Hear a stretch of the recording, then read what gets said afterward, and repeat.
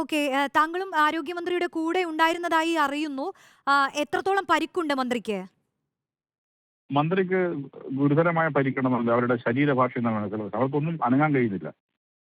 അവരുടെ കഴുത്തിന് പ്രശ്നമുണ്ട്, കൈക്ക് പരിക്കുണ്ട്. കൈക്കും കഴുത്തിനും പരിക്കേണ്ടതായിട്ട് എനിക്ക് തോന്നിയത്. അപ്പൊ അതിനർത്ഥം കയ്യേറ്റം നടന്നു എന്നുള്ളതാണ്. മാൻ ഹാൻഡ്ലിംഗ് നടന്നു എന്നുള്ളതാണ്. അത് ശരിയല്ല.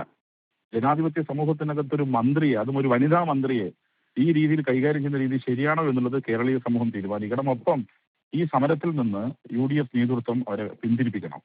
ഇത്തരം സമര രീതികൾ അതൊരു ശരിയായ രീതിയല്ല. പ്രതിഷേധിക്കുക, ഇപ്പം പ്രതിഷേധങ്ങൾ നടത്തി അതിലൂടെ വന്ന ആളുകളാണല്ലോ ഞാൻ, സ്പീക്കർ ഉൾപ്പെടെ ഞാൻ ഉൾപ്പെടെ ഞങ്ങളൊക്കെ ഉയർന്നു വന്ന സമരത്തിലൂടെയാണ്. അപ്പൊ സമരത്തിലൂടെ ഉയർന്നു വന്ന ആളുകളാണ് നമ്മളൊക്കെ. സമരം നമ്മൾ ഒരിക്കലും പറയാം. പക്ഷേ ഈ രീതിയിലേക്ക് ഇപ്പൊ ഞങ്ങളൊക്കെ ഒരുപാട് സമരം നടത്തി. ഞങ്ങളുടെ ഒന്നും ഓർമ്മയിൽ ഇങ്ങനെ മന്ത്രിയെ കയറ്റം ചെയ്യുന്ന രീതിയിൽ ശരിയുണ്ടായിട്ടില്ല. മന്ത്രിക്ക് നേരെ കരിങ്കൊടി കാണിച്ചിട്ടുണ്ട്. അല്ലാതെ മന്ത്രിയെ തെരുവിൽ വന്ന് കൈകാര്യം ചെയ്യുന്ന രീതി നമ്മൾ ആരും ഇതുവരെ സ്വീകരിച്ചിട്ടില്ല. അതൊരു സമരം എന്ന് പറയാൻ കഴിയില്ല, സമരാഭാസമാണ്. അത് തീർച്ചയായും യു.ഡി.എഫ് ഇപ്പോൾ നേതൃത്വം തിരുത്തിക്കണം. ജനാധിപത്യപരമായി ഒരു സമരം നടത്തുക, പ്രതിഷേധിക്കുക എന്നുള്ളത് കാണുന്ന കാര്യം തന്നെയാണ്. പക്ഷെ ഒരു വനിതാ മന്ത്രിയെ ദേഹോപദ്രവം ഏൽപ്പിക്കുന്ന തരത്തിലുള്ള ഒരു പ്രതിഷേധം, അത് റെയിൽവേ സ്റ്റേഷനകത്തേക്ക് ഇവർ ഇരച്ചെത്തുകയായിരുന്നു. മന്ത്രി എങ്ങനെയാണ് അതിനിടയിൽ പെട്ടുപോയത്? ഞാൻ പറഞ്ഞല്ലോ, ഞാൻ സെക്കൻഡ് പ്ലാറ്റ്ഫോമിലാണ്. ഇവർ ഫസ്റ്റ് പ്ലാറ്റ്ഫോമിൽ ഇറങ്ങിയിട്ടാണ് നമ്മൾ സെക്കൻഡിലേക്ക് വരിക.